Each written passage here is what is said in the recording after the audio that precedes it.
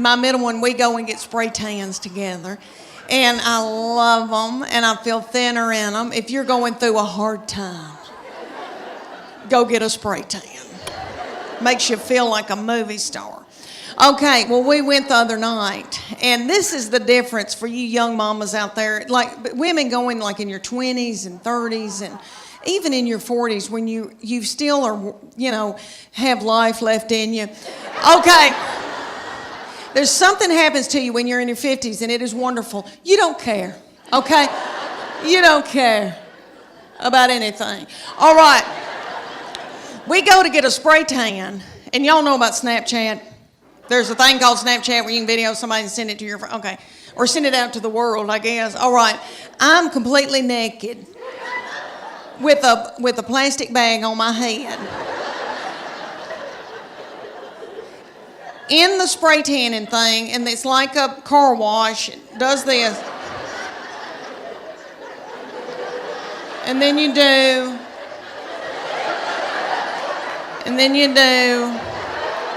And then you do. Okay. And when it's cold outside, it feels like needles going in you. It's so cold. Oh, that's awful. But anyway, she started filming me on Snapchat. Completely nude. Now, in my 30s and 40s, I would have been hysterical, and I would have been in a bowl, and I would have been so torn up. In your 50s, at first I was like, and then I was like, I don't care.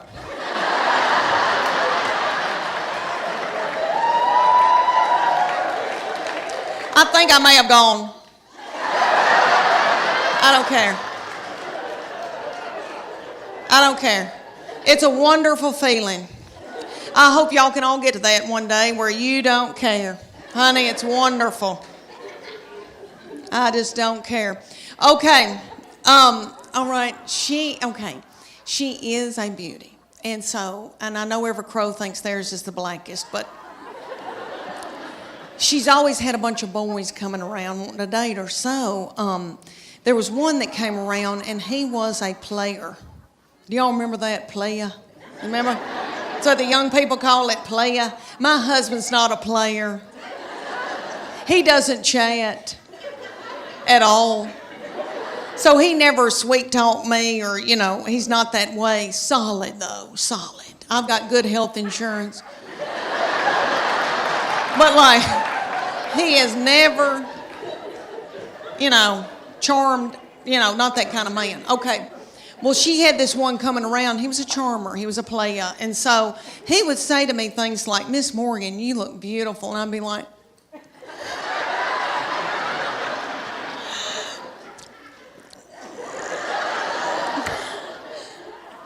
can I make you a casserole? And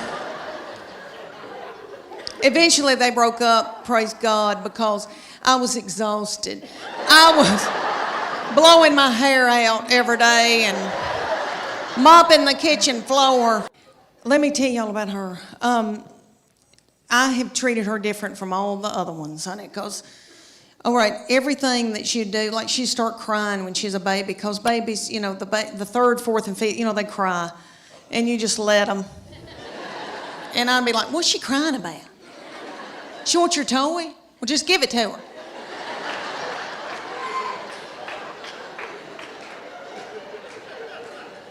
I can't deal with it. I remember saying one time, you want those knives to play with? Okay. What? Okay. When she was getting her driver's license, so different from when the first one got his. Honey, he got his, and we were so strict with him. We'd say, you can go to school, but you got to call us when you get there.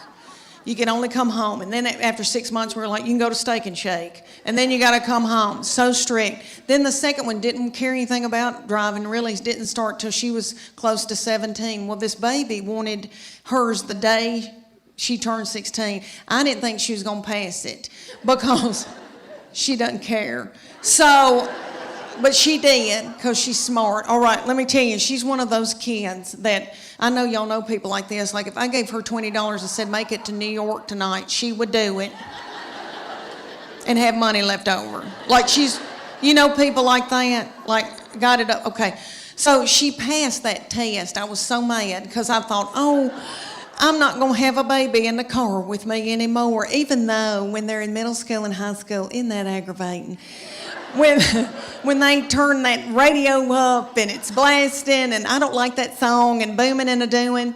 And then I'm trying to drive and I feel like when I can't hear, I can't see. Oh, I don't know. It's awful. But she went and got that darn driver's license, and this is how different it was raising her from the first one and the second one. She got that driver's license. My husband and I were sitting there at night, and he said, "Where is she?" And I said, "I don't know." And he said, "Does she have any money?" And I said, "I don't know." All my children are yummy, and I'm in love with them, and I love my girls, and I know that when I'm in the nursing home, they'll be the ones to come and pluck my chin hairs. Because he is now since married and gone off with his wife and her people. And that's what boys do. They cling to their wife. That's biblical. He said to me, "Mom, she is now my immediate family. You are my extended." That's what he said to me right before they got married. And he said, "Mom, that's biblical. I'm supposed to cling to my wife." And I thought, why did I show him the Bible? Well, he has always been spiritually mature. We call him our little Billy Graham. My husband and we didn't do it. God did it. I'm full of sin. Okay. I've been washed in the blood, but I've been a horrible, horrible person. Not too bad, but okay. So this baby has been just like an old man all of his life. Let me give you an example. He had a little girlfriend in high school, and he would go over to her house and they'd watch movies. And he came home one night and he used to tell me everything. And I said, "What y'all been doing?" He said, "Well, we've been watching television and kissing on the couch." And I said, "Okay, baby, okay. That's all right. That's normal." But I said, before you know it, you've got your hand on somebody's leg, your arm around, and things can get out of control. And I just say, "Slow it down." He looked at me like I was crazy. And he said, "Mom, I've prayed about this. Nothing like that's going to happen." And I know he meant that. And all I could think of to myself was some of the nastiest things I ever did.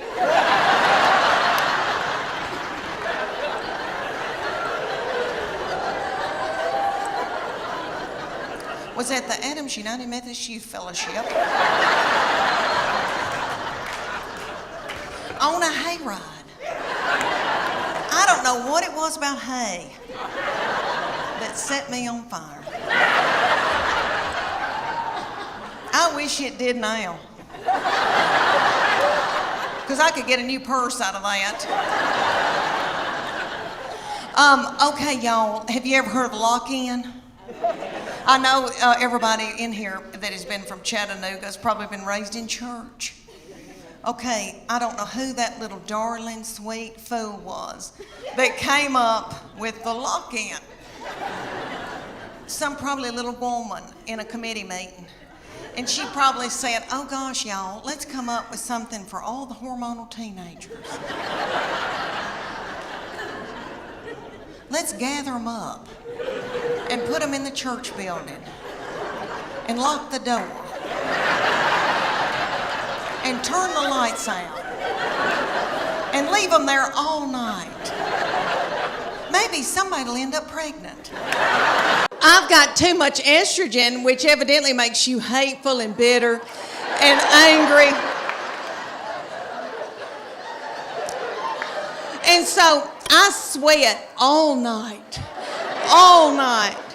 just like I've done jazzercise in the bed all night.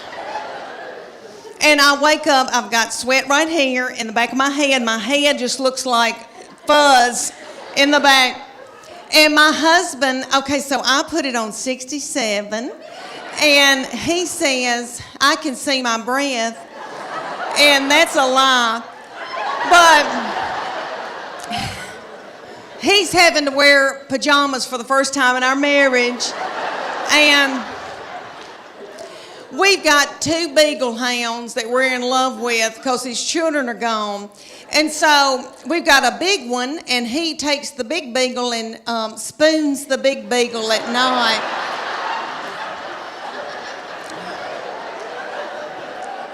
And I've got the little beagle, the little pocket beagle that we rescued, and she's got a nervous tick and eats our furniture and our fabric like a goat. But anyway, they sleep in the bed with us, and the bed is so nasty. Okay, so the little beagle, so he's spooning the big one. The little beagle backs her little butthole up to my head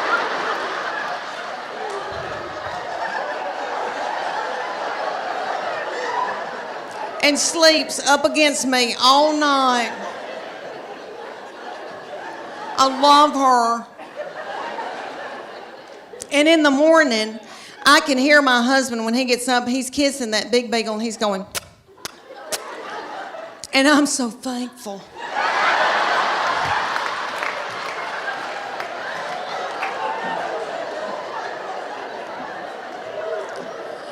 The only thing about having them in the bed, really, is I tried those eyelash extensions. I paid a lot of money for those, but beagle hair would end up in them, and it itched real bad, so I had to let them fall out. But anyway.